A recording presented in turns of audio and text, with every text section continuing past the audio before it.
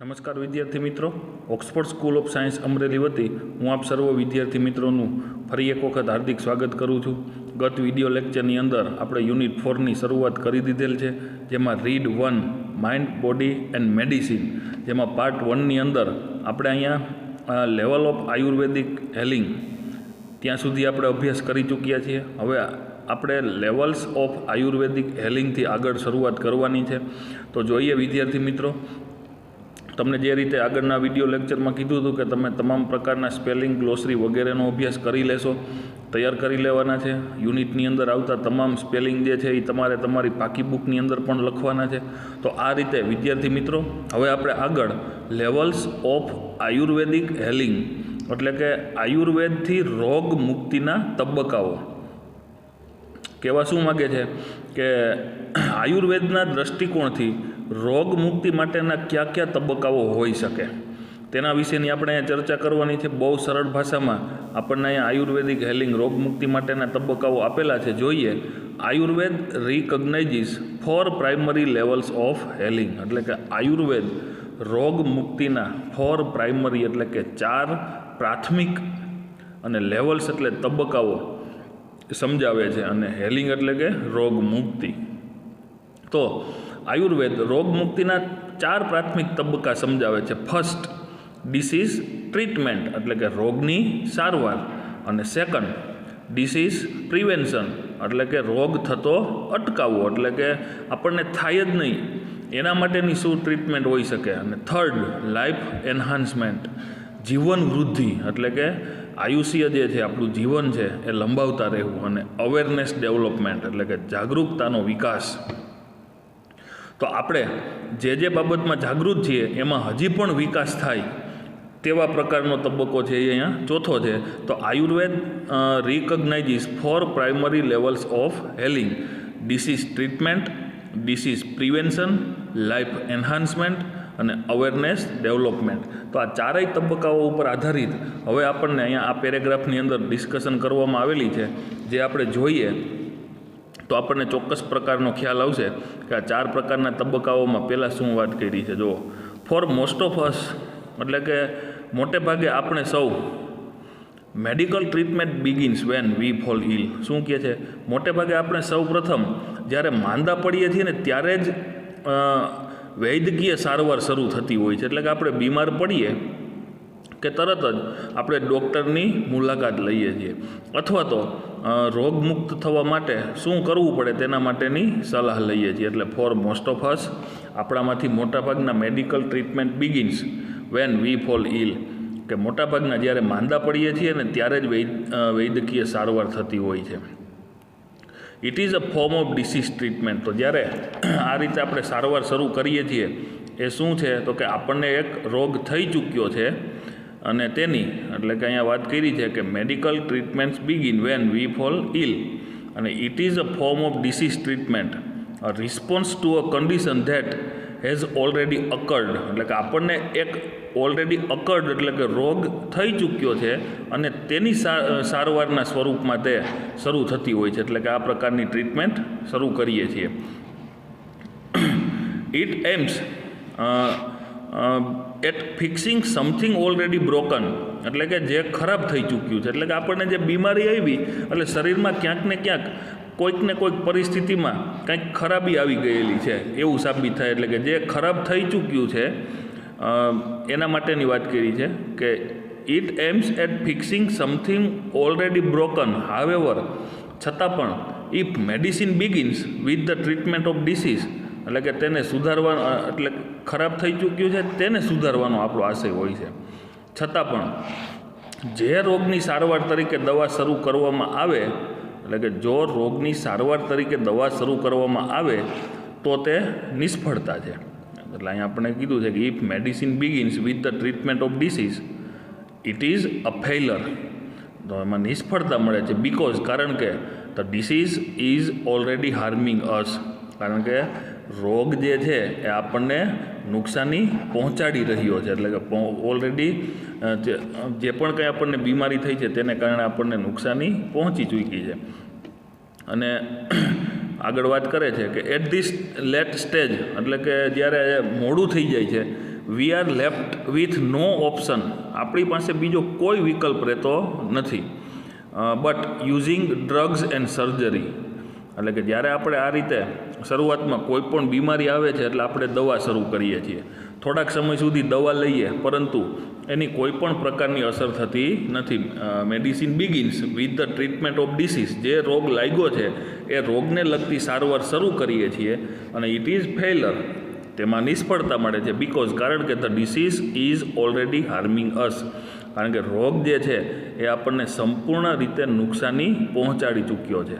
અને at this late stage, એક વખત બે વખત ડૉક્ટર બદલાવીએ પણ એમાં કોઈ પણ પ્રકારનો ફેર નથી પડતો. એટલે કે જ્યારે એટ ધીસ લેટ સ્ટેજ, અંતે we are left with no option, આપણી પાસે કોઈ પણ વિકલ્પ રહેતો નથી but using drugs and surgery, એટલે કે આ અંતિમ તબક્કે આપણી પાસે દવાઓ અને શસ્ત્રક્રિયા સિવાયનો કોઈ વિકલ્પ બચતો નથી. હવે અહીંયા જે દવાઓની વાત કરી છે એ આપણે પછી એન્ટીબાયોટિક ફોર્મ ઉપર ઉતરી આવીએ છીએ અને છેલ્લે જો એમાંય ફેર ન થતો હોય તો ઓપરેશન, જેને આપણે સર્જરી કહીએ છીએ, સર્જરી કરવા માટે પણ અંતે આપણે નિર્ણય લઈએ છીએ. Which may have many side effect in the long run, અને લાંબે ગાળે તેની અસરો એટલે કે આડ અસરો થાય છે.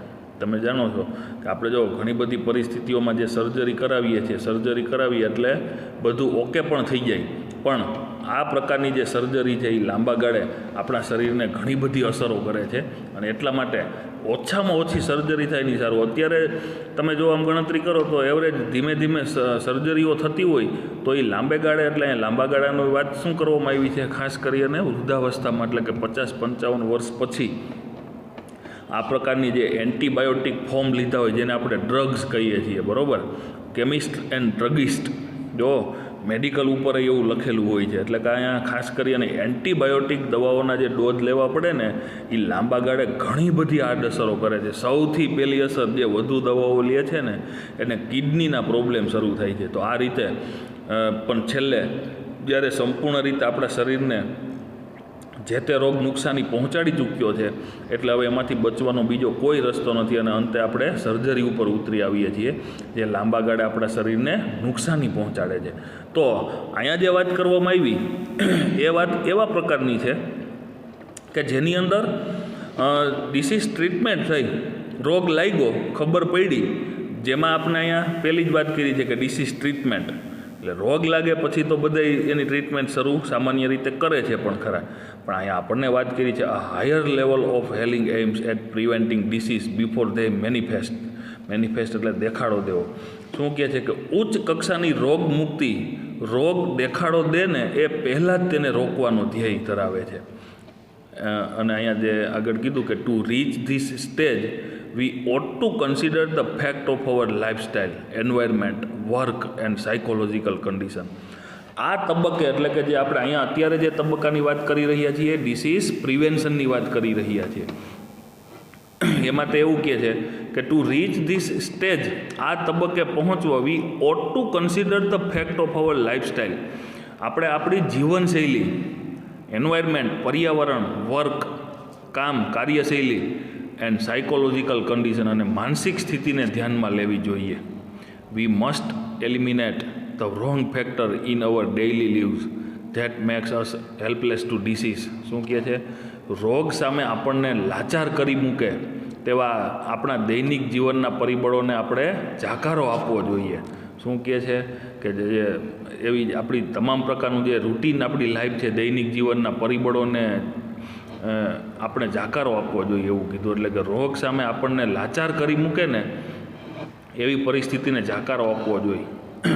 એલિમિનેટ એટલે જાકારો આપવો. તો wrong factor in our daily leaves એટલે કે આપણા રોજિંદા જીવનમાં એ તમામ બાબતોને આપણે કઈ બાબતમાં મૂકીએ છીએ? રોંગ ફેક્ટર એટલે કે લાચાર કરી દે એવા,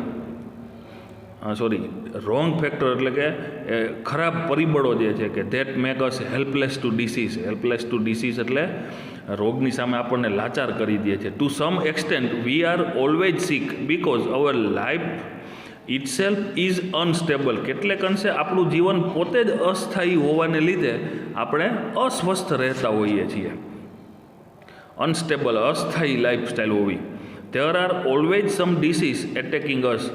અને બીજી વાત એ કહી છે કે વિશેષતઃ attacking us particularly in changes of season or in the ageing process. શું કહે છે કે ખાસ કરી અને health is a matter of there are always some disease attacking us. ઘણી વખત રોગના હુમલાઓ થતા હોય છે અને પર્ટિક્યુલરલી જો સામાન્ય રીતે આપણે જોઈએ ને તો ઇન ચેન્જીસ ઓફ સિઝન્સ, જ્યારે ઋતુ હવામાન બદલાય છે ને ત્યારે આપણે સૌથી વધુ આવા જે વાયરલ ઇન્ફેક્શન થતા હોય છે ઓર ઇન ધ એગેનિંગ પ્રોસેસ. અને જેમ જેમ આપણી ઉંમર વધતી જાય છે એ રીતે વિશેષતઃ ઉંમર વધવાની પ્રક્રિયાની સાથે અને ઋતુઓમાં ફેરફાર આવવાને કારણે કેટલાક રોગ સતત ને સતત આપણી ઉપર હુમલાઓ કરતા રહેતા હોય છે. જેમ કે health is a matter of કન્ટિન્યુઅલ adjustment. તો આ જે આપણી તંદુરસ્તી જે છે ને એ એક સતત ને સતત એની સાથે અનુકૂળતા સાધવા માટેની એક બાબત છે. અને એના માટે કીધું છે કે લાઈક જેમ કે navigating a ship upon the sea. સમુદ્ર ઉપરના જહાજને હંકારવાની જેમ સ્વાસ્થ્ય એ એક સતત અનુકૂળતાઓ સાધતા રહેવા માટેની બાબત છે. જો તમે જહાજ જુઓ ને તો સમુદ્રની અંદર ચાલતું જહાજ જે છે ને એની ઉપર પણ એક નેવિગેશન હોય છે કે જે નેવિગેશન છે એ શીપને કઈ બાજુ લઈ જવું એ સતત ને સતત માર્ગદર્શન કરતું હોય છે. બરાબર, યોગ્ય રસ્તે હોય તો પણ એનું માર્ગદર્શન સતત ચાલુ હોય છે. જ્યારે લાઈફમાં આપણે એવું નેવિગેશન નથી રાખતા, આપણને એમ થાય કે કાંઈ વાંધો નથી આવતો એટલે આપણે એની જરા પણ કાળજી લેતા નથી. તો આવી રીતે અહીંયા જે આપણને વાત કરવામાં આવી છે એ એક એવા પ્રકારની વાત કરેલી છે કે લાઈફસ્ટાઈલ જે છે ને એ આપણી અનસ્ટેબલ હોય છે. જે અનસ્ટેબલ લાઈફસ્ટાઈલ જે છે એ અનસ્ટેબલ લાઈફસ્ટાઈલને પહેલાં તો સૌ પ્રથમ આપણે સ્ટેબલ કરવા માટેનું વિચારવું જોઈએ. અને થર્ડ લેવલ તો ઉપર આપણે જોયું છે, થર્ડ લેવલ એટલે શું થયું? Life enhancement. બરાબર, આ લાઈફ એન્હાન્સમેન્ટ જે છે એ જીવન વૃદ્ધિ એટલે કે જીવનને લંબાવવું એના માટેની વાત કરી છે. The third level of treatment is life enhancement therapy. ત્રીજો જે તબક્કો છે ટ્રીટમેન્ટ એટલે સારવાર માટેનો એ એક જીવન વૃદ્ધિની ઉપચાર પદ્ધતિ છે.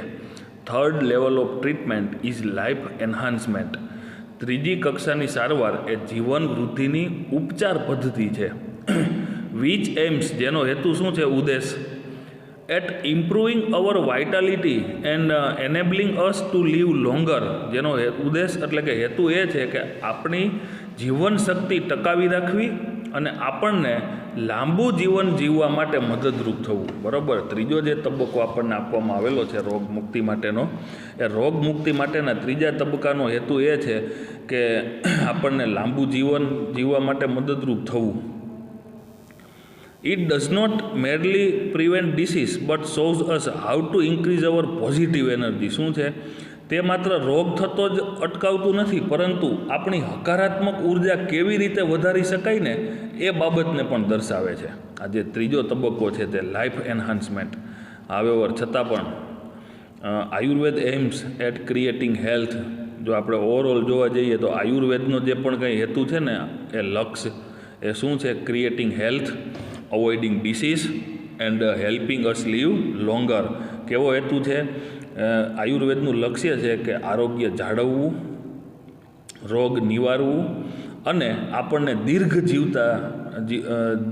જીવન જીવતા કરવાનું. દીર્ઘ જીવન એટલે લાંબુ જીવન. તમે જુઓ છો મોસ્ટ ઓફ લગભગ 60-70 વર્ષની ઉંમરે કંઈક ને કંઈક બીમારીથી પીડાય અને મૃત્યુ પામતા હોય છે. પણ ઘણા બધા વ્યક્તિઓને તમે એવા જુઓ છો કે 90 વર્ષની ઉંમરે પણ એની તંદુરસ્તી આપણી યુવાનીના કાળમાં જેવી તંદુરસ્તી હોય ને એવી તંદુરસ્તી એની હોય છે. ખરા અર્થમાં એને દીર્ઘ જીવન કહેવાય. બાકી તો 60-70 વર્ષ પછી 5, 7, 8, 80 વર્ષનું જીવન હોય પણ 10 વર્ષ તો એ ખાટલામાં પસાર કરે બીમારીમાં, તો એ પ્રકારનું દીર્ઘ જીવન ન કહેવાય. પણ આયુર્વેદનું લક્ષ્ય શું છે? આરોગ્યનું જાળવવું, રોગ નિવારવાનું અને આપણને દીર્ઘ જીવન આપવાનું, આવું એનું લક્ષ્ય છે. તો આપણે અહીંયા 3 તબક્કાની વાત કરી. Fourth level of Ayurvedic healing is awareness development. આયુર્વેદની ચોથી કક્ષા એટલે કે ચોથો જે તબક્કો છે એ જાગૃતતા વિકસાવવી. બરાબર, ચોથો જે તબક્કો છે એ અવેરનેસ ડેવલપમેન્ટ એટલે કે જાગૃતતાનો વિકાસ.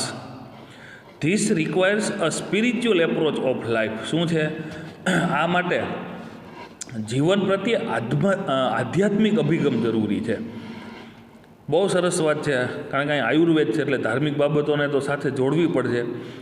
મોસ્ટ ઓફ જે પીપલ છે એ એવું કરે છે, સામાન્ય રીતે પોતાના શરીરની કાળજી રાખે, સારું સ્વાસ્થ્ય પણ ટકી રહે છે. 80-90 વર્ષની ઉંમરે તમે જુઓ તો ઘણા બધા તંદુરસ્ત પણ હોય છે. પણ આયુર્વેદ જે છે એ આપણને અહીંયા ખાસ વાત કરે છે કે ચોથી કક્ષા જે છે એ જાગૃતિના વિકાસની છે, અને આ માટે જીવન પ્રત્યે સ્પિરિચ્યુઅલ એપ્રોચ એટલે કે આધ્યાત્મિક અભિગમ જરૂરી છે. માત્ર ને માત્ર જીવન લાંબુ કરી જાય અને 90 વર્ષે આપણે તંદુરસ્ત હોય, પણ શા માટે એ પ્રશ્ન થવો જોઈએ. કારણ કે તમામ પ્રકારના મોહ માયામાંથી સદંતર ફ્રી થઈ ગયા હોય છીએ. તો આજે આપણામાં પણ એવી કહેવત છે કે વૃદ્ધાવસ્થામાં ભજન થાય. એનો મિનિંગ શું થયો કે કર્મ, ભગવાને આપણને આવો એક મનુષ્ય દેહ આપ્યો છે, તો એની કૃતજ્ઞતા વ્યક્ત કરવા માટે જે વૃદ્ધાવસ્થામાં આપણે તમામ પ્રકારની રિસ્પોન્સિબિલિટીમાંથી એકદમ મુક્ત થઈ ગયા હોઈએ છીએ, એટલા માટે આપણા શાસ્ત્રોક્ત પ્રમાણે પણ જે ચોથો તબક્કો એટલે કે વૃદ્ધાવસ્થામાં છે ને એ સ્પિરિચ્યુઅલ એપ્રોચ હોવો જોઈએ, આધ્યાત્મિક અભિગમ. તો 4th level of Ayurveda healing is awareness development. This require a spiritual approach to life. જે આ જીવન પ્રત્યે આધ્યાત્મિક અભિગમ જરૂરી છે. To be health is a important, એટલે કે તંદુરસ્ત રહેવું તે અગત્યનું છે. But health is not an end in itself. તંદુરસ્ત રહેવું તે ખૂબ જ અગત્યનું છે, પણ તંદુરસ્તી એ પોતાનામાં જ અંત નથી. એટલે કે તંદુરસ્ત રહીએ, 80 વર્ષે તંદુરસ્ત હોય, 90 વર્ષે તંદુરસ્ત રહી, 100 વર્ષનું જીવન તંદુરસ્તીપૂર્વકનું પૂર્ણ કરી દે, પણ શા માટે કોઈ પણ પ્રકારનું સ્પિરિચ્યુઅલ એપ્રોચ ન હોય તો એમ. It is not enough merely to prolong our lives and have better energy to do the thing we want. માત્ર આપણા જીવનને પ્રોલોંગ એટલે કે લંબાવતા રહેવું અને આપણને જોઈએ છે તે વસ્તુઓ માટે સારામાં સારી શક્તિ મેળવતા રહેવું એટલું જ પૂરતું નથી. We ought to consider what we are using our energy for and why. આપણે આપણી શક્તિને શાના માટે વાપરીએ છીએ અને શું કામ, શા માટે વાપરીએ છીએ અને શું કામ, તે બાબત આપણે ધ્યાનમાં લેવી જોઈએ. The quality of our awareness is the real fruit of all that we do. આપણી જાગૃતિની જે ગુણવત્તા જ આપણે જે કાંઈ છીએ ને તેનું સાચું ફળ છે. આપણી જાગૃતિની જે ગુણવત્તા છે એ જાગૃતિની ગુણવત્તા જ આપણે જે પણ કાંઈ છીએ ને તેનું સાચું ફળ છે. તો our awareness is the only thing we can take with us until we die. અને તે જ એટલે કે આપણી જાગૃતતા છે ને તે જ આપણી અંતિમ અભિવ્યક્તિ છે, અલ્ટિમેટ એક્સપ્રેશન. એનો મિનિંગ શું થશે? અંતિમ અભિવ્યક્તિ છે. The essence of who we really are. શું કહે છે? આપણે ખરેખર જે છીએ તેનો ઇસેન્સ એટલે કે સાર છે. Our awareness is the only thing. આપણે અહીંયા કીધું છે કે our awareness is the only thing we can take with us until we die. એટલે કે આપણે ખરેખર જે છીએ ને તેનો સાર છે, અને આપણે મરીએ નહીં ત્યાં સુધી આપણે એ જ બાબત આપણી પાસે રહેવાની છે, એમ રાખી શકીએ છીએ. બાકી આપણે જોઈએ છીએ ખાલી હાથે આવ્યા હતા ને ખાલી હાથે જવાના છીએ. તો અહીંયા આપણે આયુર્વેદનો એક દૃષ્ટિકોણ એવા પણ પ્રકારનો છે કે આપણી જે તંદુરસ્તી છે ને એ છેલ્લે સુધી આપણી સાથે રહેવાની છે. It continue two grow even when the body and mind decline. શું કહે છે કે આપણું શરીર અને મન પણ જ્યારે સાથ છોડી દે છે ને ત્યારે પણ તે વધે જ જવાનું છે, ચાલુ રહેશે. બરાબર? એટલે કે જે આપણી તંદુરસ્તી છે તે. Thus it is our greatest aid in the ageing process. આમ તે ઉંમર વધવાની પ્રક્રિયામાં આપણો મોટામાં મોટો સહારો છે. એટલે કે જ્યારે મોટી ઉંમર થાય ને ત્યારે સહારાની જરૂર પડતી હોય છે, પણ જો આપણે તંદુરસ્ત હોય તો વધુમાં વધુ આપણે તમામ પ્રકારની પ્રવૃત્તિ આપણે જાતે કરી લઈએ એ ખૂબ જ જરૂરી છે. નહીંતર ઉંમર વધવાની સાથે બોડી એકદમ વીકેનિંગ એટલે કે ક્ષીણ થતું જતું હોય છે. બીજાના સહારે કોઈ ટેકો દે અથવા તો લાકડીના ટેકે સુધી તો ઠીક છે, પણ બીજાના ટેકે પણ આવું કાયમી કોઈ નિભાવી શકે એમ નહીં. બરાબર? એટલા માટે જો આપણું શરીર સારું હશે ને તો એ આપણો સૌથી મોટામાં મોટો વૃદ્ધાવસ્થાનો સહારો છે. અને લાસ્ટમાં આપણને એવું કહે છે કે this is the ultimate goal of Ayurveda which aim at releasing us from all sorrow and suffering. આપણને તમામ માનસિક દુઃખ અને પીડામાંથી મુક્તિ અપાવવી એ જ આયુર્વેદનો અંતિમ ઉદ્દેશ છે. શું કીધું? From all sorrow and suffering, એટલે કે દુઃખ અને પીડામાંથી રિલીઝિંગ એટલે મુક્તિ અપાવવી એ જ આયુર્વેદનું અંતિમ ધ્યેય છે. અલ્ટિમેટ ગોલ ઓફ આયુર્વેદ, એટલે કે આયુર્વેદનું અંતિમ ઉદ્દેશ્ય. તો અહીંયા true awareness is the ultimate cure for all psychological orders. તમામ માનસિક ગરબડોનો અંતિમ ઇલાજ સાચી જાગૃતિ છે. માનસિક તમામ પ્રકારની ગરબડ એટલે કે મુશ્કેલીઓ, સાયકોલોજીકલ ડિસઓર્ડર, તો તમામ પ્રકારની માનસિક ગરબડોનો અંત જે છે ને એ ઇલાજ સાચી જાગૃતિ છે. પરંતુ to understand it we must first look into the mind and its functions. શું કીધું છે? પણ આ સમજવા માટે આપણે પહેલાં તો માનવ મન અને એની કાર્યશૈલીને તપાસવી પડશે. માઇન્ડ એન્ડ ઇટ્સ ફંક્શન્સ, આપણું મન અને મનનું ફંક્શન એટલે કે કાર્ય શું છે એને સમજવું પડશે. તો જ તમે શારીરિક અને માનસિક બંને રીતે ખૂબ જ સ્વસ્થ રહી શકશો. We had better start from where we are. શું કહેવા માગે છે? આપણે અત્યારે જ્યાં છીએ ને ત્યાંથી જ તેની શરૂઆત કરી દેવી એ ખૂબ જ સારું રહેશે. In this direction our journey proceeds. શું કહે છે? કે આપણી યાત્રા આ દિશામાં આપણે આગળ વધારીએ. તો હવે વિદ્યાર્થી મિત્રો, આ જે રીડ 1 ઉપર આધારિત જે અહીંયા આપણને આપવામાં આવેલા છે એ ગ્લોસરીના શબ્દો જોઈએ. જેમાં આપણને વાત કરી છે કે પેથાજન્સ એટલે કે હાર્મફુલ એલિમેન્ટ્સ, બેક્ટેરિયા કે વાયરસ, બરાબર, એટલે કે રોગના જીવાણુ. અને સેલ્ડમ એટલે રેરલી, ઓકેઝનલી, નોટ ઓફન, બરાબર, એટલે ભાગ્યે જ થતું. એક્યુટ એટલે કે સિવર અથવા તો સિરિયસ, ગંભીર. સ્ટ્રેઇન એટલે સ્ટ્રેસ અથવા તો ટેન્શન, મીન્સ કે તણાવ. અનરેસ્ટ એટલે ડિસઓર્ડર્ડ, આરામદાયક ન હોવું, અસ્તવ્યસ્ત હોવું, જેને અનરેસ્ટ કહેવાય, અવ્યવસ્થિત હોવું. મેનિફેસ્ટ એટલે કે વિઝિબલ અથવા તો અપિયર, દેખાડો દે એટલે કે દેખાડો દેવો. ઓર્ગેનિક એટલે બાયોલોજિકલ, બરાબર, અને વાઇટાલિટી એટલે એનર્જી અથવા તો સ્ટ્રેન્થ, શક્તિ, તાકાત. પ્રોલોંગ એટલે એક્સટેન્ડ, લંબાવતા રહેવું. નેવિગેટ એટલે ફાઇન્ડ ધ વે, દિશા સૂચન. અને ડિક્લાઇન એટલે વીકેનિંગ, નબળું પડવું. તો આ સાથે અહીંયા આપણે આ ગ્લોસરીના શબ્દો જે આપવામાં આવેલા છે એનો ઇંગ્લિશ મિનિંગ લખવાનો છે. અને આ મિનિંગની સાથે સાથે તમારે એનો જે અહીંયા મેં તમને અર્થ કીધો એ અર્થ પણ લખવાનો છે. પાઠની અંદર પણ એના અર્થ આપણે કીધા છે. તો આવી રીતે આખા રીડ 1ની અંદર આવેલા તમામ પ્રકારના વોકેબ્યુલરી એટલે કે સ્પેલિંગ છે એ તમારે પાકી બુકમાં લખવાના છે. અને ત્યારબાદ આ ગ્લોસરી લખવાના છે પાકી બુકમાં, બરાબર.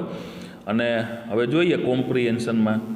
અહીંયા તમારે યુનિટ ઉપર આધારિત C1.1માં make a list of things અથવા તો factors that are good for health and harmful to health. એટલે શું કીધું? આપણી તંદુરસ્તી માટે સારા હોય એવા ફેક્ટર, વસ્તુ, બાબત લખવાની છે. અને બીજા બોક્સની અંદર હાર્મફુલ ટુ હેલ્થ, તો એનો મિનિંગ શું થયો? કે આપણી તંદુરસ્તીમાં જોખમ ઊભું કરે એવા એટલે કે નુકસાની પહોંચાડતા એવી બાબતો લખવાની છે. તો કે ગુડ ફોર હેલ્થમાં એક એક્ઝામ્પલ આપું કે આપણે યુનિટમાં શીખી ગયા ગુડ ફોર હેલ્થ, તો કે રાઇટ ડાયટ. તો આમે હાર્મફુલ ટુ હેલ્થ માટે રોંગ ડાયટ આવશે, બરાબર. અને બીજું જો જોઈએ તો આપણે યુનિટમાં આવી ગયું એ જ પ્રમાણે ગુડ ફોર હેલ્થની અંદર પોઝિટિવ થિંકિંગ અને હાર્મ ટુ હેલ્થની અંદર નેગેટિવ થિંકિંગ. તો આવી રીતે તમે યુનિટ જ્યારે વાંચતા જશો એની સાથે સાથે તમને એનો ચોક્કસ ખ્યાલ આવતો જશે, બરાબર. વાંચીને તમારે અહીંયા બુકની અંદર જ એ કામ પૂરું કરી દેવાનું છે. બુકમાં ન કરવું હોય એને અલગ રીતે કરવું હોય રફ બુકમાં કામ તો પણ તમે કરી શકશો. Find sentences from the text that are almost opposite in meaning. તો અહીંયા આપણને સેન્ટેન્સ આપેલું છે. આ સેન્ટેન્સનો ઓપોઝિટ એટલે કે વિરોધાભાસ દર્શાવતો, અર્થ દર્શાવતું હોય ને એવું વાક્ય પાઠમાંથી ગોતી અને અહીંયા લખવાનું છે. આપેલું સેન્ટેન્સ પાઠનું નથી, ખાસ સમજજો. પણ એ સેન્ટેન્સનું અર્થઘટન કરી એની ઉપર આધારિત પાઠની અંદર એનો વિરોધી મિનિંગ આપેલો હોય ને એવું વાક્ય આવે છે. એટલે તમે આ કોમ્પ્રિહેન્શનના તમામ કામ જે છે ને યુનિટ વાંચતાની સાથે જ કામ કરી શકશો. એક જોઈએ પેલું, physical and mental disease are different from each other. તો આવું આપણે એનો વિરોધ દર્શાવતું જો સ્ટાર્ટિંગમાં જ સેન્ટેન્સ આપ્યું છે કે both physical and mental disease are usually mixed and one seldom occurs without the other. આવું આખું સેન્ટેન્સ એમાં આવી ગયું. સેકન્ડ જોઈએ, if we want to be happy we should observe our own nature and character. તો શું થાય છે આવું વાક્ય એનું અહીંયા જે અર્થ આપેલો છે એનો વિરોધાભાસ દર્શાવતું સેન્ટેન્સ પાઠમાં આવ્યું છે. બેઠે બેઠા જ સેન્ટેન્સ લખવાના. તમે પાઠ જો સમજ્યા છો તો સીધો જ ખ્યાલ આવી જશે. તો એવું એને રિલેટેડ કયું આવ્યું છે opposite, we ought to understand our own nature and the nature of other for our own happiness and well being in life. બરાબર. તો આ રીતે C1.2ની અંદર 7 સેન્ટેન્સ આપેલા છે. એ 7 સેન્ટેન્સ પૂરા કરી દેવાના. બરાબર. What is important for a healthy life? List any 3 ideas from the lesson. આ કામ જો તમને અનુકૂળતા હોય તો તમારે કરવાનું છે, અને જો ન કરી શકો તો ચાલશે. બરાબર. C1.4 physical and psychological disease are interconnected, એટલે કે એકબીજા સાથે જોડાયેલા હોય છે. With each other. Write four arguments. તમારે દલીલ લખવાની છે 4. Supporting this statement. One is done for you. એક તમને કમ્પ્લીટ આપેલું છે, જ્યારે તમારે બાકીના 4 વાક્ય તમારે તમારી જાતે લખવાના છે. બરાબર. એટલે કે જો કીધું આવી દલીલો દર્શાવતું એક વાક્ય, physical disease disturb the emotion and weakening our senses. થયું. તો આવી રીતના બીજા 4 સેન્ટેન્સ તમારે તમારી જાતે એ પૂરા કરી દેવાના છે. તમને ચોક્કસ એનો ખ્યાલ પણ આવી જશે, કારણ કે આપણે આ બધું જ કામ જે છે ને એ ખાસ તમે વાંચતા જશો ને એની સાથે તમને એ ક્લિયર થતું જશે. C1.5 there are 4 level of Ayurveda healing. They are given below. Mention the number of the level against the sentences given below the table. તો ટેબલની અંદર આયુર્વેદના 4 તમને તબક્કાઓ આપવામાં આવેલા છે. આ તબક્કાઓ ઉપર આધારિત તમારે લેવલ નક્કી કરી અને જે સેન્ટેન્સ આપ્યું છે ને એ સેન્ટેન્સમાં લખવાના છે. તો જોઈએ આપણે અહીંયા જે આપવામાં આવેલ વાક્યમાં બોક્સમાં તમારે શું કીધું છે. જો લેવલ 1 આવતું હોય ને તો 1 નંબર લખવાનો બોક્સમાં. લેવલ 2 આવતું હોય ને એ સેન્ટેન્સ માટે તો તમારે બોક્સમાં 2 નંબર લખવાનો 2. લેવલ 3 આવતું હોય એટલે કે લાઈફ એન્હાન્સમેન્ટ. હવે તમને ખબર જ છે અહીંયા ડિસીઝ ટ્રીટમેન્ટ, ડિસીઝ પ્રિવેન્શન, રોગની સારવાર, રોગને થતો અટકાવો, લાઈફ એન્હાન્સમેન્ટ, જીવન વૃદ્ધિ, અને અવેરનેસ ડેવલપમેન્ટ એટલે કે જાગૃતતાનો વિકાસ. તો આવી રીતે 1, 2, 3, 4 જે લેવલ જેના માટે યોગ્ય હોય એની સામે બોક્સમાં આપણે 1, 2, 3, 4 એ રીતના નંબર આપી અને લખીશું. બરાબર. તો જોઈએ પેલું વાક્ય જેના ઉપરથી આપણને ખ્યાલ આવશે. It help us live longer. શું છે? Awareness development. પાઠમાં આપણે શીખી ગયા છીએ એની ઉપર આધારિત જ છે.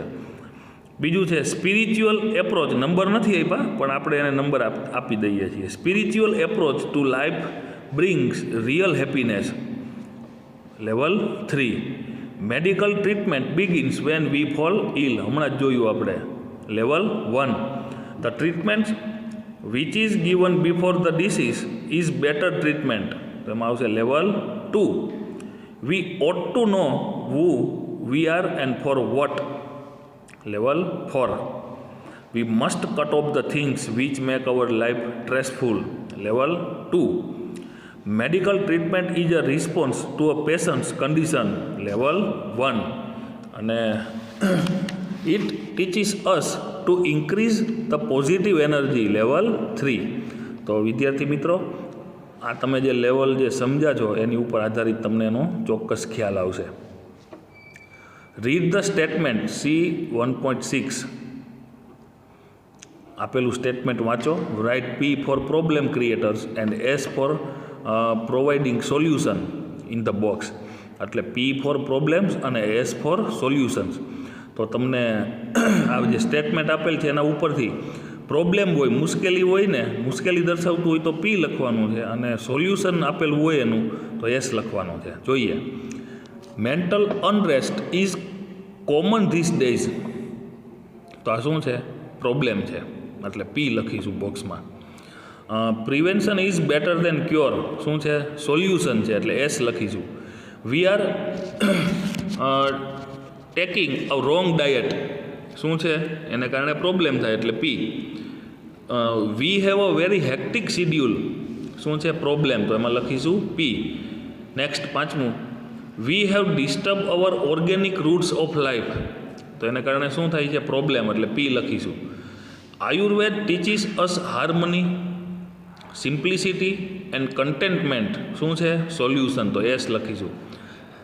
વી must cut off the things which make us the vulnerable to disease શું છે? આ છે એ સોલ્યુશન આપવામાં આવેલું છે. તો હવે આપણે next C 1.7 answer this questions. 11 તમને પ્રશ્નોનું લિસ્ટ આપેલું છે. આ પ્રશ્નો 11 તમારે તમારી સ્પેલિંગ બુકમાં લખી નાખવાના છે, વ્યવસ્થિત તૈયાર કરી લેવાના છે.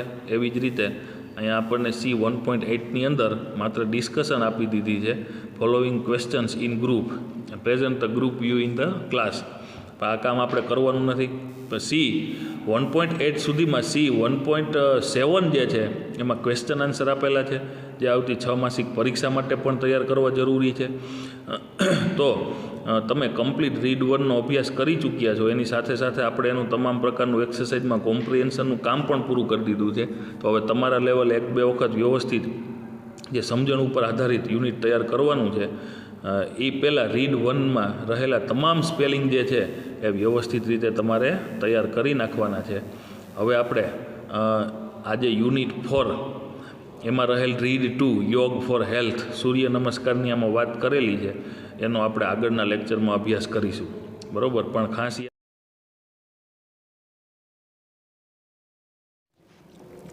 નમસ્કાર વિદ્યાર્થી મિત્રો, Oxford school of science Amreli વતી હું આપ સર્વ વિદ્યાર્થી મિત્રોનું હાર્દિક સ્વાગત કરું છું. ગત વિડીયો લેક્ચરની અંદર યુનિટ 4 રીડ 1નો આપણે અભ્યાસ કરી ચૂક્યા છીએ, જેમાં આપણે ચર્ચાઓ કરી માઇન્ડ, બોડી એન્ડ મેડિસિન. જ્યારે રીડ 2ની અંદર જે એમાં એકોર્ડિંગ ટુ આયુર્વેદના મત અનુસાર શારીરિક, માનસિક અને જે પણ કાંઈ હેલિંગ ઓફ આયુર્વેદ, બરાબર, કે રોગ મુક્તિ માટેના 4 તબક્કાઓનું પણ વર્ણન એમાં જોયું.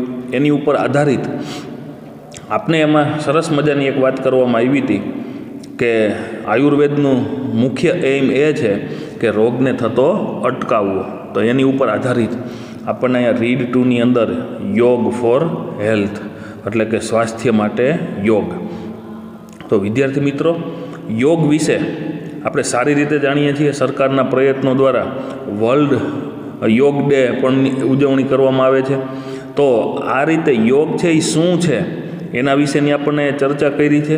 અને યોગમાં સૌથી આમ ઇમ્પોર્ટન્ટ અને તમામ પ્રકારની જે એક્સરસાઇઝ જેની અંદર સમાવિષ્ટ થઈ જતી હોય એવા પ્રકારની કસરત, એક્સરસાઇઝ, યોગ એટલે સૂર્ય નમસ્કારની આપણને અહીંયા ઇન ડિટેલ ચર્ચા કરેલી છે.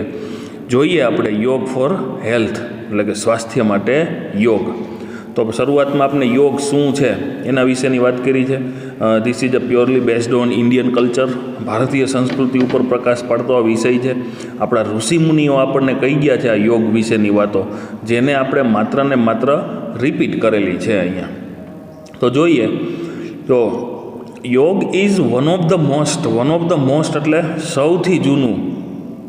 કમ્પેરિંગ ફંક્શનમાં રહેલ ડિગ્રી ઓફ કમ્પેરિઝનમાં સુપરલેટિવ ડિગ્રીનું સેન્ટેન્સ આપેલું છે. એટલે કે yoga is one of the most ancient science of India. Yoga છે એ પ્રાચીન વિજ્ઞાનોમાંનું એક વિજ્ઞાન છે. એન્શન્ટ સાયન્સીસ એટલે એનો મિનિંગ શું થયો? પ્રાચીન વિજ્ઞાનમાંનું એક. ભારતનું સૌથી પ્રાચીન વિજ્ઞાનમાંનું યોગ એ સૌથી એક છે. It offers a time trusted technique for physical, mental and spiritual development. તો આપણને અહીંયા માઇન્ડ, બોડી રીડ 1ની અંદર જે ચર્ચા કરી એની અંદર પણ શારીરિક, માનસિક તથા માનસિક વિકાસ માટે, બરાબર, સમયની એરણ પર નીવડેલી રીતો આપે છે. એટલે કે અહીંયા જે આપણે યોગની અંદર જે પણ કંઈ ટેકનિક્સ આપવામાં આવેલી છે એ તમામ પ્રકારની ટેકનિક જે છે ને એ સમયે તમને મદદરૂપ થાય એ પ્રકારની તમામ પ્રકારની ટેકનિક્સ આપેલી છે એમ. એટલે કે અત્યારના આધુનિક સમયની અંદર પણ શારીરિક અને માનસિક અને એની સાથે સાથે સ્પિરિચ્યુઅલ ડેવલપમેન્ટ થાય એમ, બરાબર.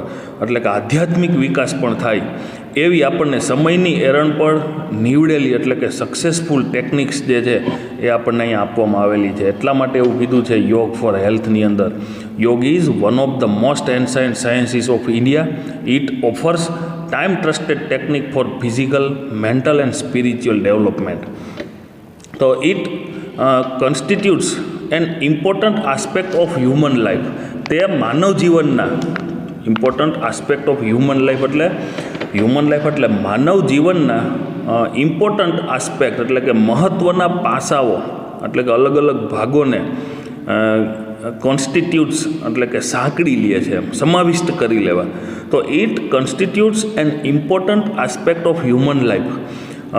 તે માનવ જીવનના મહત્ત્વના પાસાઓને સાંકળી લે છે. It is considered to be a science, અને તેનો સમાવેશ જે છે ને એ વિજ્ઞાનની અંદર થાય છે. એટલે આપણે વિદ્યાર્થી મિત્રો જ્યારે જે બાબતની અંદર વિજ્ઞાન ભળેલું હોય તો આપણે બહુ સરળતાથી એનો સહજ રીતે સ્વીકાર કરીએ છીએ. એટલે ઇટ કન્સિડર્ડ સાયન્સ, તેનો સમાવેશ જે છે ને એ વિજ્ઞાનમાં થાય છે. અને as ancient as the human race, માનવ જાતિ જેટલી જ પ્રાચીન મનાય છે. એટલે કે જેટલી માનવજાત પ્રાચીન છે ને, એટલે કે જ્યારથી માનવજાતનો ઉદ્ભવ થયો ત્યારથી એમ કે આ યોગ જે છે ને એ એટલું બધું ફોર્મ છે, એ જૂનું છે. યોગ has capacity to bring out fundamental transformation in the individual. યોગમાં વ્યક્તિમાં પાયાથી રૂપાંતરિત કરી શકવાની તાકાત છે, બરાબર. ફંડામેન્ટલ ટ્રાન્સફોર્મેશન એટલે પાયાથી જ રૂપાંતરિત કરવું, બરાબર. અને વ્યક્તિમાં વ્યક્તિગત રીતે પાયાથી રૂપાંતરિત કરવા માટેની કેપેસિટી એટલે કે એની ક્ષમતા છે, તાકાત છે. યોગ ઇઝ અ હોલિસ્ટિક એક્સરસાઇઝ. યોગ છે ને એ સર્વગ્રાહી. હોલિસ્ટિકનો મિનિંગ શું થયો? સર્વગ્રાહી. સામાન્ય રીતે આપણે રનિંગ કરતા હોય, વોકિંગ કરતા હોય, અલગ અલગ પ્રકારની જીમની એક્સરસાઇઝ કરતા હોય તો એમાં શરીરના અમુક અંગોને જ એક્સરસાઇઝ થાય. જ્યારે અહીંયા યોગ જે છે ને એ હોલિસ્ટિક એક્સરસાઇઝ છે, એટલે કે સર્વગ્રાહી. એટલે કે તમામ પ્રકારના શરીરના અંગોને કસરત મળી રહે ને એ પ્રકારની આ કસરત છે, જેમાં વાત કરી છે કે that provides physical, mental as well as spiritual benefit. કે જે શારીરિક તેમજ માનસિકની સાથે સાથે આધ્યાત્મિક પણ લાભ મળે છે. જો યોગની અંદર શું છે, બીજી અન્ય કસરતોમાં ક્યાંય સ્પિરિચ્યુઅલ બેનિફિટ્સ હોતા નથી. વોકિંગ કરવા જાય તો એમાં કોઈ આધ્યાત્મિક બાબત નથી. માનો કે અહીંયા આપણે એક એક્ઝામ્પલ આપ્યું છે સૂર્ય નમસ્કાર. તો સૂર્ય નમસ્કારના તમે 12 સ્ટેપ કરો, તમને અહીંયા 12 ડિફરન્ટ પોસ્ચર પણ આપેલ છે, એ હમણાં આપણે એનો અભ્યાસ કરવાના છીએ. યોગ is a holistic exercise that provides physical, mental as well as spiritual benefits. તો યોગ એ એક સર્વગ્રાહી વ્યાયામ છે જે શારીરિક તેમજ માનસિકની સાથે સાથે આધ્યાત્મિક પણ લાભ આપે છે. It provides workout for the muscles. અલગ અલગ પ્રકારના જે આપણે યોગના જે ફાયદાઓ છે એ આપણને અહીંયા દર્શાવેલા છે. તે સ્નાયુઓ માટે કસરત પૂરી પાડે છે. મસ્કલ્સ એટલે શું થાય કે શરીરની અંદર રહેલા સ્નાયુઓ. યોગ કરવાથી શરીરના જે પણ કાંઈ સ્નાયુઓ છે તેને કસરત મળી રહે છે. It also benefits joints, ligaments and the skeletal system by improving flexibility and balance. એ સંતુલન, લચીલાપણું, એવી જ રીતે સંતુલન અને લચીલાપણામાં વધારો કરી સાંધાઓ તેમજ મજ્જાઓ અને અસ્થિતંત્રને ફાયદો કરી આપે છે. જો આપણને કીધું છે કે it also benefit joints, સાંધાઓ, ligaments, મજ્જાઓ અને અસ્થિતંત્ર, એટલે કે જે અહીંયા આગળ આપણે કીધું કે સ્કેલેટલ સિસ્ટમ, આપણું જે આખું અસ્થિતંત્ર છે, હાડપિંજર. ને by improving flexibility and balance, એટલે કે ફ્લેક્સિબિલિટી એટલે કે લચીલાપણું અને બેલેન્સ એટલે સંતુલન. તો આખું અહીંયા એવું થયું કે it also benefit joints, ligaments and the skeleton system by improving flexibility and balance. તો તે લચીલાપણું અને સંતુલનમાં વધારો કરે છે. સાંધાઓ, મજ્જા અને અસ્થિતંત્રને ફાયદો કરે છે. ત્યારબાદ it oxygenate the blood and help strengthen the heart. તે હૃદયને માટે સારું છે અને રુધિરાભિસરણ તંત્ર, બરાબર. એટલે કે જે અહીંયા આપણને વાત કરે છે કે stimulate cardiovascular, it is good for heart, હૃદયને માટે સારું છે. And stimulate the cardiovascular system, cardiovascular system એટલે રુધિરાભિસરણ તંત્ર. It oxygenates the blood and help strengthen the heart.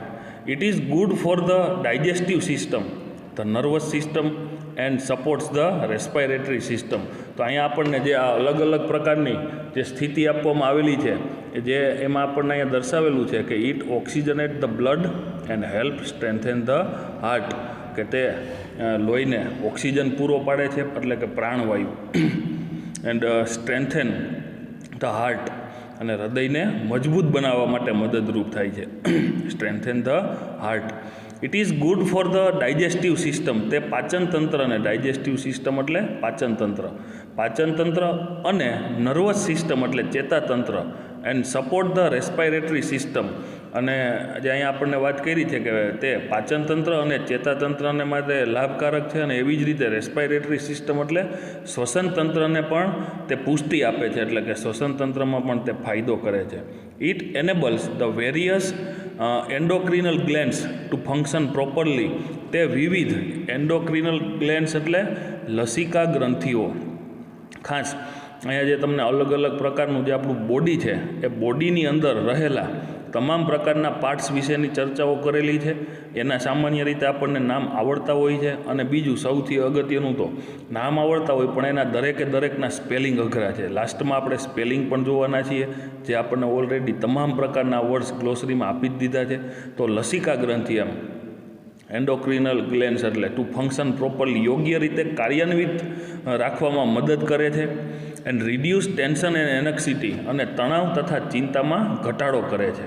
If you suffer from insomnia, જો તમે અનિદ્રાથી પીડાતા હોય તો એના માટે યોગ જે છે ને એ સૌથી બેસ્ટ કહી શકાય. If you suffer from insomnia એટલે કે જો તમે અનિદ્રાથી પીડાતા હોય, yoga will help you to sleep well, તો યોગ તમને સારી રીતે ઊંઘવામાં મદદરૂપ થશે. Yoga is useful in many psychophysical elements, એટલે કે આ રીતે અનેક મનોશારીરિક, સાયકોફિઝિકલ એટલે મનોશારીરિક બાબતોમાં ખૂબ જ ઉપયોગી છે. તો આપણને અલગ અલગ પ્રકારની અહીંયા જે આપણી આખી જે બોડીની સિસ્ટમ છે એ બોડીના સિસ્ટમને કેવી રીતે વેગવંતું કરે છે એના માટેની વાત કરી છે. તો અહીંયા આપણે ટૂંકમાં પરિચય આપ્યો. તો ત્યારબાદ વાત કરી છે કે સૂર્ય નમસ્કાર ઇઝ એન એન્શન્ટ ફોર્મ ઓફ યોગ. તો સૂર્ય નમસ્કાર એ યોગનું સૌથી પ્રાચીન સ્વરૂપ છે. ધીસ ફોર્મ ઓફ યોગ ઇઝ કમ્પ્લીટ મેડિટેટિવ ટેકનિક. તો યોગનું આ સ્વરૂપ જે છે એ સંપૂર્ણ ધ્યાનની પદ્ધતિ છે. મેડિટેટિવ એટલે ધ્યાન, અને ટેકનિક એટલે પદ્ધતિ. તો આ ફોર્મ એટલે કે સૂર્ય નમસ્કાર જે છે એ યોગનું સૌથી પ્રાચીન ફોર્મ છે, અને આ ફોર્મ જે છે ને એ સંપૂર્ણ ધ્યાનની પદ્ધતિ છે. ઇટ ઇન્ક્લુડ્સ આસન્સ એન્ડ પ્રાણાયામ, તેમાં આસન અને પ્રાણાયામનો સમાવેશ થાય છે.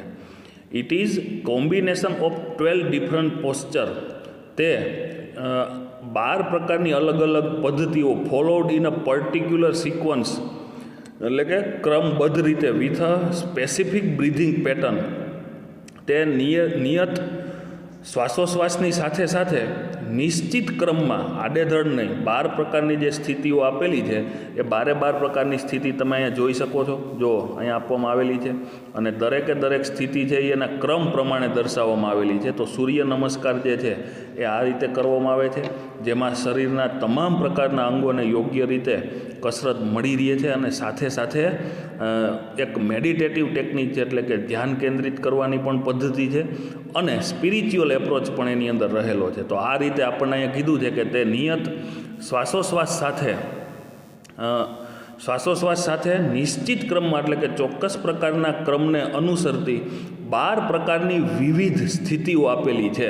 એટલે કે it is combination of 12 different postures followed in a particular sequence with a specific breathing pattern, ચોક્કસ પ્રકારની બ્રીધિંગ પેટર્ન એટલે કે શ્વાસોશ્વાસની ક્રિયા છે અને 12 પ્રકારની અલગ અલગ કોમ્બિનેશન એટલે કે એમાં તમને મિશ્રણ જોવા મળશે જે સ્થિતિઓ છે અને એ ચોક્કસ પ્રકારની ક્રમબદ્ધ રીતે જ કરવામાં આવે છે. It helps an individual to vitalise and unblocks the whole system. તે વ્યક્તિને જીવંત રાખે છે અને સમગ્ર શરીર તંત્રની રૂકાવટો દૂર કરે છે. It helps an individual to vitalise, તે શરીરને જીવંત રાખે છે અને અનબ્લોક ધ હોલ સિસ્ટમ, શરીરની અંદર રહેલી તમામ પ્રકારની રૂકાવટોને દૂર કરે છે. આપણે અવારનવાર એવું સાંભળતા હોય કે એને એક નળી બ્લોક થઈ ગઈ છે.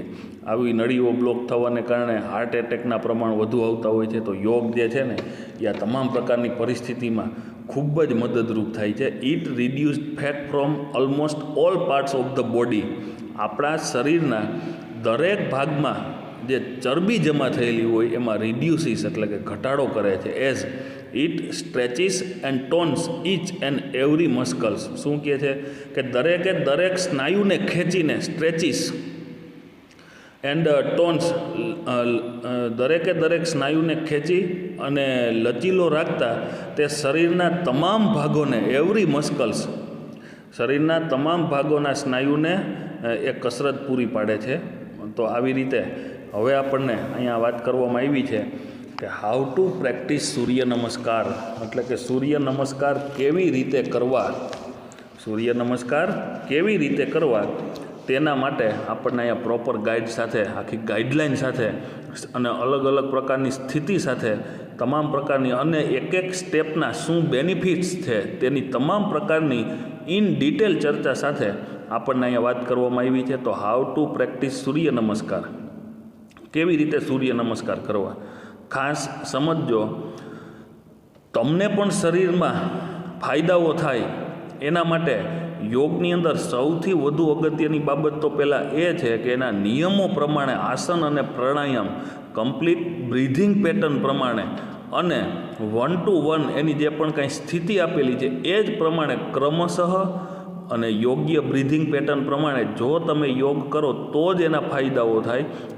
નહીંતર યોગની અંદર જો તમે આડેધડ અને એના નિયમોથી વિરુદ્ધ જો કસરત કરો તો એમાં ફાયદાઓ તો ઠીક છે પણ નુકસાની થાય શરીરને. એટલે સૌથી અગત્યની બાબત એ છે કે જો તમે આ યુનિટ ઉપરથી સૂર્ય નમસ્કાર કરવા માટે પ્રેરાવ એવી આપણને અહીંયા વાત પણ કરેલી છે. અને જો તમારે તમારા શરીરની બોડીની ફિટનેસ જોતી છે અને લાંબા ગાળે તમને આ જે પણ કંઈ અલગ અલગ પ્રકારની બીમારીઓ થાય છે, એટલે કે માનસિક રીતે સ્વસ્થ રહેવા, શારીરિક રીતે સ્વસ્થ રહેવા અને સાથે સાથે સ્પિરિચ્યુઅલ એપ્રોચ એટલે કે આધ્યાત્મિક રીતે પણ તમે એમાં જોડાઈ શકો એવા હેતુથી જો સૂર્ય નમસ્કાર કરો તો વેલ એન્ડ ગુડ, સૌથી સારું કહેવાય. પણ જો તમે સૂર્ય નમસ્કાર કરવા માટે પ્રેરાવજો તો સૌથી અગત્યની બાબત એ ક્રમબદ્ધ રીતે અને એની યોગ્ય બ્રીધિંગ પેટર્ન પ્રમાણે આપણે આ સૂર્ય નમસ્કાર કરી શકીએ એ ખૂબ જ જરૂરી છે. તો there are 12 posture or position in Surya Namaskar. સૂર્ય નમસ્કારના 12 આસનો અથવા સ્થિતિઓ છે. Their benefits are describe in the bracket. અને એક એક સ્થિતિના એટલે કે તેમના લાભનું વર્ણન એટલે કે કયા કયા ફાયદાઓ છે એ પણ તમને કૌંસની અંદર આપવામાં આવેલ છે. તો પહેલી પોઝિશન ટેક્સ્ટ બુકની અંદર પણ ઓલરેડી તમને સ્થિતિ આપેલી છે, જોતી જવાની. જો પહેલી સ્થિતિ કેવી છે જુઓ તમે એટલે તમને ચોક્કસ ખ્યાલ આવશે. જો અહીંયા કીધું ફર્સ્ટની અંદર stand with your feet together and palms folded in front of your chest. શું કીધું કે તમારા પગને એક સાથે રાખી તમારી છાતી આગળ તમારા હાથને નમસ્કાર મુદ્રામાં રાખી અને ઊભા રહો. જુઓ છે એવી સ્થિતિ. Stand with your feet together and palm folded in front of your chest. Close your eyes properly. તમારી આંખોને યોગ્ય રીતે બંધ કરો. હવે એના ફાયદાઓ આપ્યા છે બ્રેકેટમાં. Promotes balance, stimulates the respiratory system, exercises shoulder, back and neck muscle. તો કે એ સંતુલન વધારે છે એટલે કે શ્વસન તંત્રને ગતિવંત કરે છે. પહેલાં કીધું પ્રમોટ્સ બેલેન્સ, સંતુલન વધારે છે. સ્ટિમ્યુલેટ ધ રેસ્પિરેટરી સિસ્ટમ, શ્વસન તંત્રને ગતિવંત બનાવે છે. એક્સરસાઇઝ શોલ્ડર, બેક એન્ડ નેક મસ્કલ્સ, ખભા, બેક એટલે પીઠ અને નેક મસ્કલ એટલે ગળાના સ્નાયુઓને કસરત આપે છે. તો આ પહેલી એક સ્થિતિ કરવા માત્રથી એના ફાયદાઓ છે. સેકન્ડ સ્ટેપ, તો તમે સેકન્ડ સ્ટેપ પહેલાં એમાં જોઈ લો એટલે સીધો જ તમને ખ્યાલ આવશે. Raise your arms over your head and shoulder with the palm touching each other and biceps touching your ears. શું કીધું? બાવડા કાનને અડે તે રીતે નમસ્કાર મુદ્રામાં ખભા અને માથાથી ઉપર તમારા હાથ ઊંચા કરો. બરાબર? જે શું કીધું? બાયસેપ ટચિંગ યોર ઇયર્સ, એટલે કે તમારા જે બાવડા છે, બાયસેપ્સનો મિનિંગ શું થયો? બાવડા જે છે એ તમારા કાનને સ્પર્શવા જોઈએ અને ઉપરની બાજુ નમસ્કાર એવી મુદ્રા તૈયાર થવી જોઈએ. તો અહીંયા આ રીતે stretch your abdomen as much as possible and lean backward. શું કીધું? શક્ય તેટલા વધારે તમારા પેટના સ્નાયુઓને ખેંચાણ આપો, એટલે કે તમે થોડુંક પાછળની તરફ ઝૂકવાનો પ્રયત્ન કરશો, હાથ ઊંચા કરશો એટલે તમારા શરીરના પેટના સ્નાયુઓ ખેંચાશે. તો તમારા પેટના સ્નાયુઓને શક્ય એટલા ખેંચી શકો, એઝ મચ એઝ પોસિબલ, શક્ય હોય એટલા. ખોટું બળનો ઉપયોગ કરી અને નુકસાની થાય એવું નથી કરવાનું, પણ સરળતાથી તમે સ્નાયુઓ ખેંચી શકો એટલા સ્નાયુઓ ખેંચવાના છે અને પાછળ ઝૂકો. લીન બેકવાર્ડ એટલે કે પાછળની તરફ ઝૂકો. ફાયદાઓ આપેલા છે. પ્રમોટ્સ બેલેન્સ, સંતુલન વધારે છે. પ્રમોટ્સ ડાયજેશન, પાચન ક્રિયા ઝડપી બનાવે છે. Exercise arms and shoulder muscle, હાથ અને ખભાના સ્નાયુઓને કસરત આપે છે. Flexibility, promotes flexibility and back and hips, કરોડને લચીલી બનાવે છે. તેમજ પીઠ અને સાથળ પણ લચીલાપણું આવે છે. બરાબર? તો આવી રીતે થર્ડ સ્ટેપ આપેલો છે. જો તમે પહેલાં સ્થિતિ જોતા જશો એટલે તમને ચોક્કસ એનો ખ્યાલ આવી જશે. Bend forward and place your palm at the side of your feet. આગળ ઝૂકો અને તમારી હથેળીઓને તમારા પગની બાજુમાં રાખો. જો એવી સ્થિતિ એમાં ઓલરેડી આપેલી જ છે. ટચ યોર ની વિથ ફોરહેડ એન્ડ એક્ઝહેલ ડીપલી. શું કીધું? તમારા ઘૂંટણને તમારું કપાળ અડકાવો. તમે શરૂઆતમાં પ્રયત્ન કરશો ને, કોઈ દિવસ સૂર્ય નમસ્કાર નહીં કર્યા હોય અને પહેલી વખત સૂર્ય નમસ્કાર કરશો એટલે જો ત્રીજી સ્થિતિમાં આગળની તરફ ઝૂકી અને આપણા ગોઠણ સુધી આપણું કપાળ અડે ને એવા પ્રયત્ન કરવાના છે, પણ એ નહીં થાય. એના માટે તમારે કન્ટિન્યુ જો સૂર્ય નમસ્કાર કરશો ને તો અત્યારે ચરબી જામી ગઈ હોવાથી અલગ અલગ પાર્ટ્સની અંદર એ રીતે તમારા કપાળ જે છે એ ગોઠણે અડશે નહીં. એટલા માટે અહીંયા આપણે શરૂઆતમાં તો જેટલું થાય એટલો પ્રયત્ન કરવાનો છે, પણ જો તમે રેગ્યુલર સૂર્ય નમસ્કાર કરો ને તો લાંબે ગાળે એટલે કે 2-3 મહિના કન્ટિન્યુ સૂર્ય નમસ્કાર કરો તો ચોક્કસ તમારું જે કપાળ છે એ ઘૂંટણે અડી જશે. એટલે અહીંયા આપણને કીધું છે કે ટચ યોર ની with forehead and exhale deeply. તમારું કપાળ ઘૂંટણે અડાડવાનો પ્રયત્ન કરો અને એક્ઝહેલ એટલે કે ઊંડો શ્વાસ જે તમે લીધો છે ડીપલી, એક્ઝહેલ ડીપલી એટલે કે ઊંડો શ્વાસ બહાર કાઢો, એક્ઝહેલ. અને ઇનહેલ એટલે શ્વાસ લેવો, તો એક્ઝહેલ ડીપલી, ઊંડો શ્વાસ બહાર કાઢો. પ્રમોટ્સ બ્લડ સર્ક્યુલેશન, રુધિરાભિસરણ વધારે છે. ટોન્સ એબડોમિનલ ટ્રેક્સ, પેટના સ્નાયુઓને લચીલા બનાવે છે. એબડોમિનલ ટ્રેક્સ એટલે પેટના સ્નાયુઓ. સ્ટ્રેચિસ બેક એન્ડ લેગ મસ્કલ્સ, પીઠ અને પગના સ્નાયુઓ ખેંચાણ આપે છે. સ્ટિમ્યુલેટ સ્પિનલ નર્વસ, કરોડની ચેતાઓને વધારે કાર્યાન્વિત કરે છે. એન્ડ સ્ટિમ્યુલેટ લાઇફાટિક સિસ્ટમ અને લસિકા ગ્રંથિ. લાઇફાટિક સિસ્ટમ એટલે લસિકા ગ્રંથિને ઉદ્દીપ્ત કરે છે. ઉદ્દીપ્ત કરવું એટલે કે ક્રિયાન્વિત કરવી, પ્રજ્વલિત કરવી, એટલે કે જે અત્યારે જે આપણે આમ સરળતાથી કામ ન કરી શકતા હોય ખૂબ જ સરળતાથી કામ કરી શકો એવું કરવું. ચોથું સ્ટેપ જુઓ. ચોથા સ્ટેપમાં આપણને એવું કીધું છે ટેક વન લેગ બેક, એક પગ પાછળ જવા દો and place the other leg in front with palm firm એટલે મક્કમતાથી ઓન ધ ગ્રાઉન્ડ. જમીન પર હથેળીઓ ટેકવી with palms from on the ground એટલે કે જમીન ઉપર હથેળીઓ ટેકવી. એક પગ પાછળ લો, take one leg back and place the other leg in front, અને બીજો પગ છે એ આગળ રાખો. સ્થિતિ જોવો એટલે અહીંયા આપણને સૂચન કરવામાં આવેલું છે એ સરળતાથી સમજાઈ જાય. Rays your head and inhale, તમારું માથું ઊંચકો એટલે કે ઊંચું કરો, જો એ સ્થિતિમાં જોવા મળે છે. અને શ્વાસ અંદર લ્યો. એક્ઝહેલ એટલે શ્વાસ બહાર કાઢવો અને ઇનહેલ એટલે શ્વાસ અંદર લેવો. એક્સરસાઇઝ સ્પાઇન, કરોડરજ્જુને કસરત થાય છે. સ્ટ્રેન્થેન એટલે મજબૂત બનાવવું હેન્ડ, સ્ટ્રેન્થેન હેન્ડ એન્ડ રિસ્ટ મસ્કલ, હાથ અને રિસ્ટ એટલે કે કાંડાના જે મસ્કલ્સ એટલે સ્નાયુઓ છે એ મજબૂત થાય છે.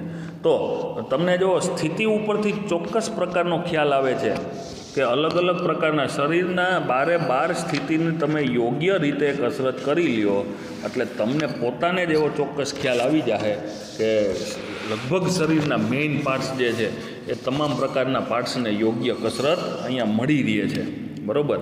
તો હવે નેક્સ્ટ આપણે જોઈએ 5મી સ્થિતિ આપેલી છે, જોઈ લ્યો પહેલાં પોસ્ચરમાં 5મી સ્થિતિ. ત્યારબાદ છે એવું કીધું કે bring the leg that was in front next to the other one and keep the hips off the floor with both your hands supporting the body in a pushup position and exhale. શું કીધું છે? આગળ રાખ્યો હતો તે પગ પાછળના પગ પાસે લઈ જાઓ. જે પગ આગળ છે, જુઓ ચોથી સ્થિતિમાં તમે જોઈ શકો છો કે જે પગ આગળ છે એ પગને પાછળના પગ પાસે લઈ જાઓ. બંને હાથથી શરીરને ટેકો આપી તમારા શરીરને ઉપરની તરફ ખેંચો અને નિતંબ જમીનથી ઊંચા રાખો. બરાબર. શું કીધું? નિતંબ એટલે કે આપણા સાથળ જે છે એ જમીનથી ઊંચા રાખો. એન્ડ એક્ઝહેલ એટલે કે શ્વાસ બહાર કાઢો. ફાયદાઓ આપેલા છે. સ્ટિમ્યુલેટ્સ બ્લડ સર્ક્યુલેશન, રુધિરાભિસરણ ઝડપી બનાવે છે. Strengthen the heart, strengthen wrist and arm muscles. શું કહે છે કે હૃદયને બળ આપે છે, મજબૂત કરે છે. સ્ટ્રેન્થેન રિસ્ટ એન્ડ આર્મ મસ્કલ, કાંડા અને હાથના સ્નાયુ મજબૂત કરે છે. રિલીવ નેક એન્ડ શોલ્ડર ટેન્શન એટલે શું કીધું? ડોક અને ખભાના તણાવમાંથી રાહત આપે છે. તો આ રીતે આપણને 5મી સ્થિતિ આપેલી છે. તો હવે નેક્સ્ટ અહીંયા જે આપને આપવામાં આવેલી 6ઠ્ઠી સ્થિતિ જે છે ને એ પહેલાં જોઈ લ્યો. બરાબર. કેવી સ્થિતિ છે એના અભ્યાસ ઉપરથી હવે આપણે આગળ જોઈએ. Lower your knees chest and forehead with your palm firmly on the ground next to your chest and elbows bent upwards. તમારી હથેળીઓ છાતીની બાજુમાં રાખી જમીન પર એમણમ રાખો. તમારા ઘૂંટણ છાતી અને કપાળ નીચે નમાવો. બરાબર. ત્યારબાદ કીધું છે કે તમારી કોણી, એલ્બો એટલે કોણી ઉપરની તરફ વળેલી હોવી જોઈએ. અને અહીંયા કીધું હોલ્ડ યોર બ્રીથ હિયર, અહીં તમારે શ્વાસ રોકી રાખવાના છે. જો 6ઠ્ઠી સ્થિતિ અહીં જોવો ને એટલે ખ્યાલ આવશે. કોણી જે છે શરીર આખું સીધું છે, નીચેની તરફ ઝૂકેલ છે. કોણી એલ્બો જે છે એ ઉપરની તરફ બહાર નીકળે છે. તો આ સ્થિતિ તમે પોતે જાતે અનુભવ કરશો ને તો પણ ચોક્કસ તમને એનો ચોક્કસ ખ્યાલ આવી જાય. તો આવું કરવાથી સ્ટ્રેન્થેન લેગ એન્ડ આર્મ મસ્કલ, પગ અને હાથના જે સ્નાયુઓ છે એ મજબૂત થશે. ઇન્ક્રીઝ ફ્લેક્સિબિલિટી ઇન નેક એન્ડ શોલ્ડર, ખભા અને ગળામાં લચીલાપણું આવશે. સ્ટ્રેચિસ આર્મ, શોલ્ડર, નેક એન્ડ બેક મસ્કલ. શું કીધું છે કે ખભા, ડોક અને પીઠના સ્નાયુઓ જે છે એને ખેંચાણ આપે છે. એક્સરસાઇઝ બેક મસ્કલ, પીઠના સ્નાયુઓને કસરત આપે છે. રિલીઝ ટેન્શન ઇન નેક એન્ડ શોલ્ડર એટલે કે ડોક અને ખભાના તણાવમાંથી રાહત આપે છે.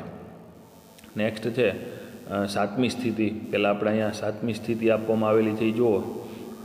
મોઢું ઉપરની તરફ છે જમીનના ભાગેથી, એટલે હવે એ સ્થિતિ સમજાવી છે.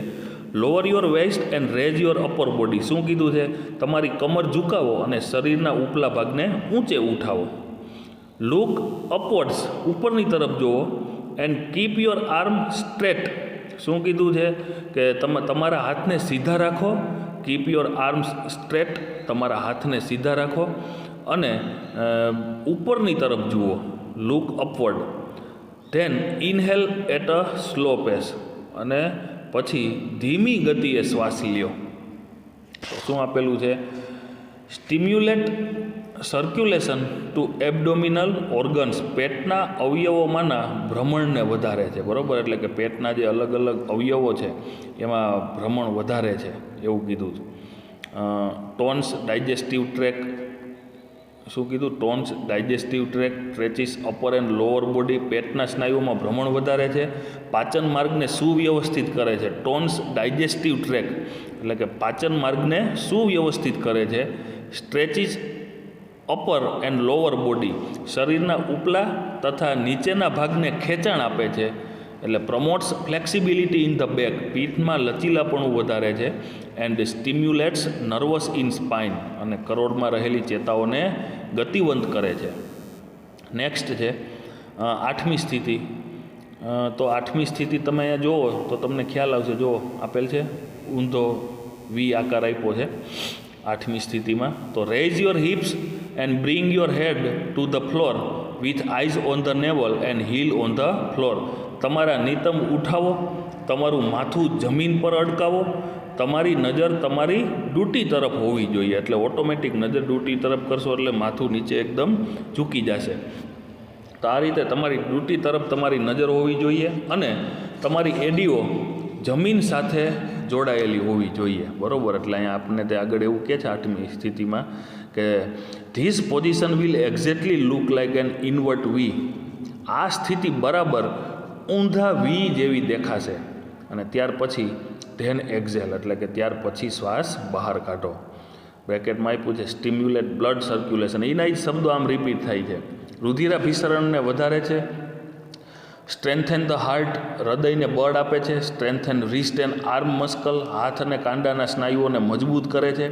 રિલીવ નેક એન્ડ શોલ્ડર ટેન્શન, ડોક અને ખભાના તણાવમાંથી રાહત આપે છે. બરાબર. તો હવે સ્થિતિ પોઝિશન 9 છે, જોઈ લ્યો તમે અહીંયા. ફરી પાછી જુઓ, તમને એ રિપીટ થતી જોવા મળે છે. કઈ રીતે? બરાબર ચોથા જેવી જ સ્થિતિ છે. 9મી સ્થિતિ છે એ કેવી છે? ચોથા જેવી. પછી એવી જ રીતે 10મી સ્થિતિ છે એ કેવી છે? ત્રીજા સ્ટેપ જેવી છે. અને 11મી સ્થિતિ છે એ સેમ એઝ સેકન્ડ સ્ટેજ જેવી છે. તો આને હવે એમની એમ જ રિપીટ, જો એની જ રિપીટ થાય છે એટલે એનો મિનિંગ એવો થયો કે એના બેનિફિટ્સ પણ એક સરખા જ હોય. ઇન ધીસ સ્ટેપ, એટલે કે 9મી સ્થિતિની વાત કરી છે. The posture is the same as the fourth step and inhale.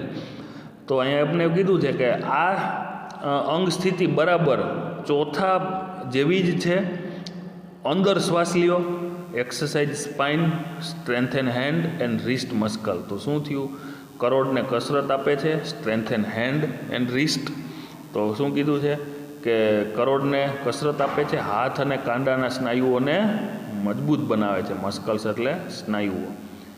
Next 10મી સ્થિતિ આપી છે. In this step the posture is the same as the third step and exhale. શું કીધું છે? આ સ્થિતિ સંપૂર્ણ રીતે સમાન ત્રીજા સ્ટેપ જેવી છે અને શ્વાસ બહાર કાઢો એવું કીધું અહીંયા. પ્રમોટ્સ બ્લડ સર્ક્યુલેશન, લોહીનું પરિભ્રમણ, રુધિર ઝડપી બનાવે છે, લોહીનું પરિભ્રમણ ઝડપી બનાવે છે. ટોન એબ્ડોમિનલ ટ્રેક્સ, પેટના અંગોને કાર્યક્ષમ કરે છે. Stretches back and leg muscles, પીઠ અને પગના સ્નાયુઓને ખેંચાણ આપે છે. Promotes flexibility in back and hips, કરોડની ચેતાઓને કાર્યાન્વિત કરે છે. અને લસિકા ગ્રંથિ, બરાબર, કરોડની ચેતાઓને કાર્યાન્વિત કરે છે અને લસિકા ગ્રંથિઓના સ્ત્રાવને ઉદ્દીપ્ત કરે છે. તો અહીંયા કીધું promote flexibility in back and hips, સાથળ અને પીઠના સ્નાયુઓમાં લચીલાપણું લાવે છે. નેક્સ્ટ આપણે 10મી સ્થિતિની વાત કરતા હતા. પ્રમોટ્સ બ્લડ સર્ક્યુલેશન, એબ્ડોમલ ટ્રેક. શું કીધું કે રુધિરાભિસરણને ઝડપી બનાવે છે. સ્ટ્રેચિસ બેક એન્ડ લેગ મસ્કલ્સ, પેટના અંગોને કાર્યક્ષમ કરે છે. સ્ટિમ્યુલેટ સ્પિનલ નર્વસ, એટલે કે અહીંયા આગળ જે વાત કરી છે કે એન્ડ સ્ટિમ્યુલેટ લાઇફાટિક સિસ્ટમ, પીઠ અને પગના સ્નાયુઓમાં ખેંચાણ આપે છે. અને સ્ટિમ્યુલેટ સ્પિનલ નર્વસ, કરોડની ચેતાઓને કાર્યાન્વિત કરે છે. અને સ્ટિમ્યુલેટ લાઇફાટિક સિસ્ટમ, એટલે કે લસિકા ગ્રંથિઓના સ્ત્રાવને ઉદ્દીપ્ત કરે છે. આ સ્થિતિ હતી 10મી. 11th 11મું સ્ટેજ છે. This stage is same as the second stage and inhale. આ સ્ટેપ બરોબર બીજા જેવું જ છે. શ્વાસ અંદર લ્યો એવું કીધું અહીંયા જુઓ. And inhale. પ્રમોટ્સ બેલેન્સ, પ્રમોટ્સ ડાયજેશન, સંતુલન વધારે છે. પાચન ક્રિયામાં વધારો કરે છે. Exercise arm and shoulder muscle, હાથ અને ખંભાના સ્નાયુઓને કસરત મળી રહે છે. સ્ટોન ધ સ્પાઇન, કરોડરજ્જુને મજબૂત કરે છે, એટલે કે કરોડને કાર્યક્ષમ કરે છે. Promotes flexibility in back and hip, એટલે કે પીઠ અને નિતંબમાં લચીલાપણું લાવે છે, એટલે કે સાથળ. લાસ્ટ છે. This stage marks the final stage of સૂર્ય નમસ્કાર and it is similar to the first stage. આ જે ફાઇનલ છેલ્લી એટલે કે 12મી સ્થિતિ જે છે એ છેલ્લી સ્થિતિ છે જે સૂર્ય નમસ્કારની પહેલી સ્થિતિ જેવી જ છે, એટલે કે અંતિમ તબક્કો છે અને તે બરાબર પ્રથમ પગલાં એટલે કે સ્ટેપ જેવું જ છે. You have to breathe normally here. તમારે અહીંયા સ્વાભાવિક રીતે એટલે કે સહજ રીતે નોર્મલ શ્વાસોશ્વાસની ક્રિયા કરવાની છે. તો પ્રમોટ્સ બેલેન્સ, સમતુલન વધારે છે. સ્ટિમ્યુલેટ્સ રેસ્પાયરેટરી સિસ્ટમ, શ્વસન તંત્રને ગતિવંત કરે છે.